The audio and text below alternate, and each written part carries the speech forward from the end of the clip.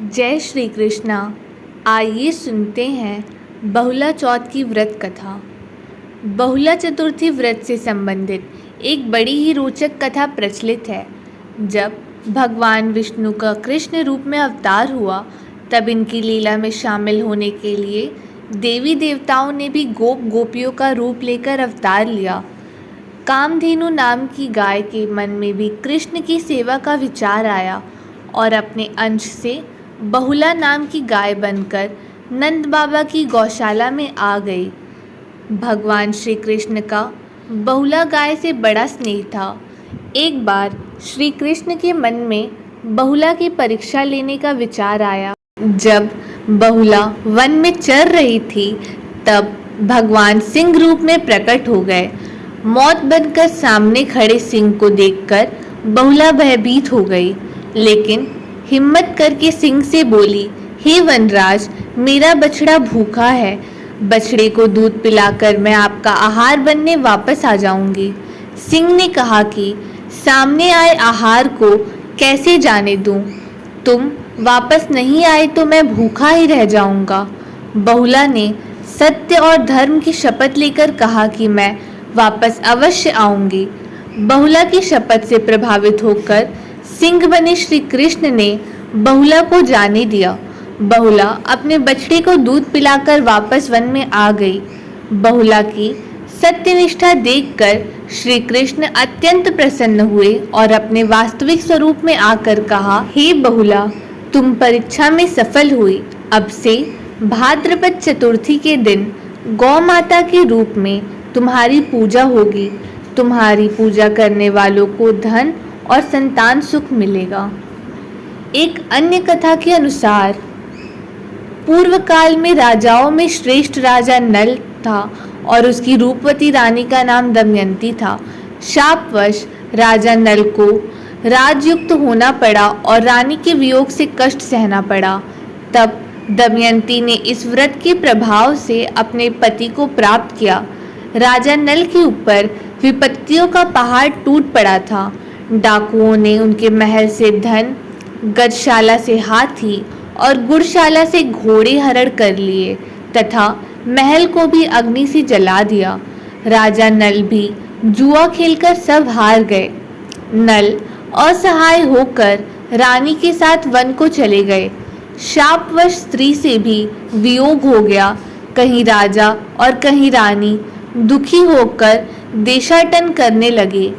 एक समय वन में दमयंती को महर्षि शरभंग के दर्शन हुए।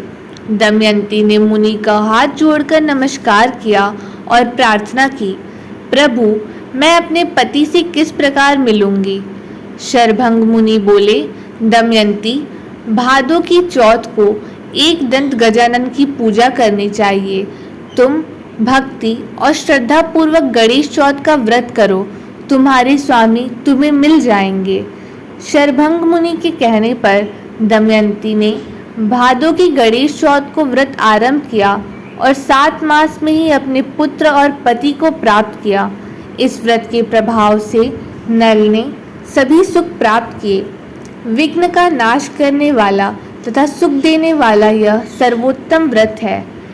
व्रत का फल, भादों मास की चौथ सभी प्रकार के संकटों का नाश करने वाली तथा सर्व कामनाओं को देने वाली है। आइए जानते हैं भाद्रपद मास संकष्टी चतुर्थी बहुला चौथ की पूजन विधि, महत्व, उपाय एवं व्रत की नियम। बहुला चौथ भाद्रपद माह के कृष्ण पक्ष के चौथे दिन मनाया जाता है। इस साल बहुला चतुर्थी 22 अगस्त 2024 दिन गुरुवार को पड़ रही है। बहुला चौथ मुख्य रूप से कृषक समुदाय द्वारा मनाया जाता है। बहुला चौथ का त्यौहार भगवान कृष्ण के अनुयायी मुख्य रूप से मनाते हैं। इस दिन गाय, बछड़े की पूजा की जाती है और कृष्ण जी के जीवन में गायों का बहुत महत्व था। वे खुद एक गाय चराने वाले थे जो गौ माता की तरह पूजते थे। किसान समुदाय के लोग इस दिन जल्दी उठकर अपने पशुओं और उनके रहने के स्थान को अच्छे से साफ करते हैं। चावल का कुछ बनाकर पशुओं को खिलाया जाता है और उनकी पूजा की जाती है। उस दिन पशुओं द्वारा कोई भी काम नहीं होता है। बहुला चौथ पूजन विधि। इस दिन पूरे दिन का व्रत होता है, जो कि शाम को पूजा के बाद ही खोला जाता है। इस दिन मिट्टी से गाय एवं बछड़ा बनाया जाता है। कुछ लोग सोने एवं चांदी के बनवाकर उसकी पूजा करते हैं। शाम को सूर्यास्त के पश्चात इन गाय बछड़े की पूजा की जाती है। साथ ही गणेश जी एवं कृष्ण जी की पूजा की जाती है। कुछ लोग ज्वार एवं बाजरा से बनी वस्तु भोग में चढ़ाते हैं और बाद में उसे ही ग्रहण करते हैं। पूजा के बाद बहुला चौथ की कथा को शांति से सुनना चाहिए। गुजरात में इस दिन खाना खुले आसमान के नीचे तैयार किया जाता है और वहीं बैठकर खाते हैं। मध्य प्रदेश में इस दिन उड़द दाल से बनने वाला बड़ा का सेवन किया जाता है। वहाँ उस दिन उड़द दाल से बना भोग ही औरतें ग्रहण करती हैं। इस दिन दूध और उससे बनी चीज़ें जैसे चाय, कॉफ़ी, दही, मिठाइयाँ खाना बिल्कुल मना होता है।